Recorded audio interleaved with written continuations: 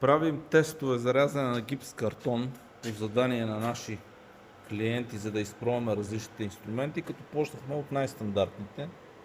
3 реещи ръба с канали, 3 реещи ръба, прави инструменти, диамантен с 3 зъба, 3 канален спираловиден с заглаждащи ръбове, царевица,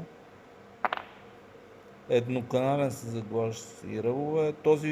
На този инструмент братчето се оказа, че реже най-добре даун с отвеждане на стружката надолу. V-образният инструмент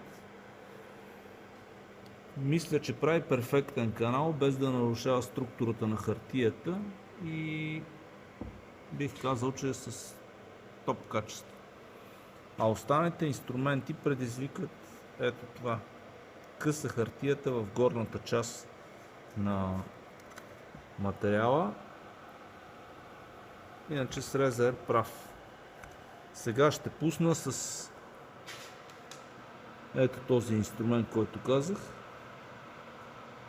да изпълни един детайл. След това ще проверим качеството.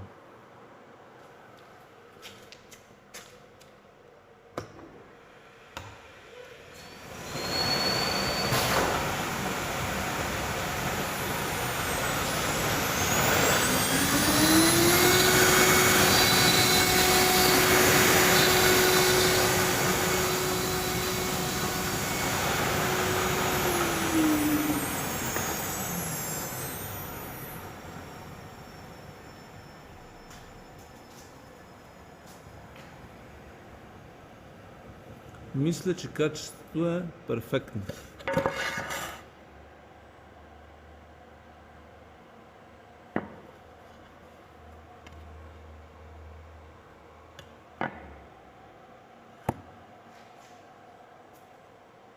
Трябва обаче да се вземе предвид, че инструментите няма да имат много дълъг живот, тъй като гипсът е абразивен и много бързо ще ги изтъпява.